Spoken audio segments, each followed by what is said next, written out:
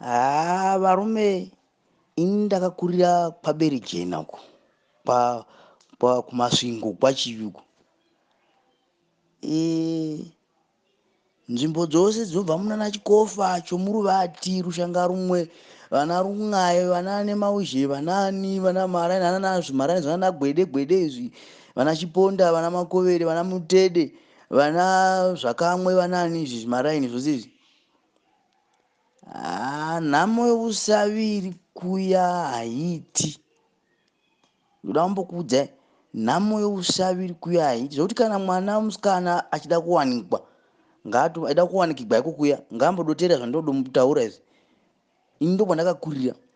Unoziva changosvika chirimo kudai, usavi hwodotanga unedza.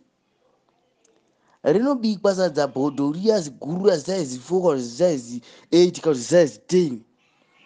Mugoritarira sadza kudai kusvika rapora pasina chokusevesa. Kana usingatogoni kukanya nemvura, unovata nayo chete. Nhamo yeusavi yacho haiti. Kana iri mifusha iyi, munozva kurakwa. Imwe inenge ina matomatisi, imwe haina. Imwe yainoita muto mutema, imwe inoita miti yakaita girini. Yose michembere dzagumhana, zvose rude, minyemba, midhongi, mipagadu chiko, yose inenge iripo. Ende mabikigwa ayo kungoisa mvura yodoikwa munyu zvodovhaidziwa kudai zvodopakurirwa vanhu. Zvokuti kana usina moyo wakasimba ka, haungambori minyi, hazvigoni. Musi warodoserwa nezvikwaya, mombodomwira-mwiravo zvimvura. Zvandirevi hove, ndoreva mhundi dzamanhanga dzakakangwa, ndodzinototi zvikwaya ikoko. Kana kwakadoibvavo gore iroro munogona umwe musi mogona mbodosevavo nomutetenengwa. Sadza harigodofamba asi hakusi kusavi kwako. Kana dziri mhuka dzomudondo idzi dzakapera karesa, hakuchina. Shiri idzi, mazazo awa nemajesa awa, njiva imwe chaicha inokwana gapu, kupakurirwa gapu remhuri navanhu vasere. Kana ari majuru, inini ndakamakonewa ini hangu. Anoti kuruma muromo, fanga mabhanda mukombe rohwani awa, anoti kuruma muromo.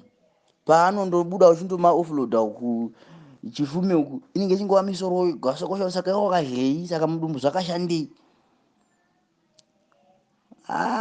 Nhamo yeusaviri hwacho haiti. Ende makuseni kudai, panonotanga vana Nyamavhuvhu kudai, vana Dzindi vanenge vachimukira kumariva uku, vachibva vakunodzinyukura mbeva. Masikati unoona vana mai Mutoma, vana mai Hwini, vana Vamasi vachienda kurari zhowo kuna Matuvu uku. Maberejena mavo kukanyirika mava nenhopeko namuchaiti kuti muikwe Matuvu. Wobvamo madekwani kudai, vana Kilo, vana Zvidzai, vana Tawanda vose ava vanenge vachiisa zvikandira izvi, vachiisa zvikandira zvavo mudhamu zvavanoti nechirungu makastineti. Vamwevo ndo vanenge vachinodzikukudza usiku. Vanokukudza ndo vakadowandazve nemasikito, kurova mosikito neti. Asi unofunga kuti kunokwana usaviri hwacho hakukwani. Nhamo yacho usavi nzvimbo yaiti. Vamwe vanobva kwana nemavo zvekuya kudindini. Ndati kana munhu musikana anoda kuwanikwa, please tereresai, ndapota. Kana wafunga kuwanikwa, ziva kuti kwaunoda kunowanikwa hakuna usavi.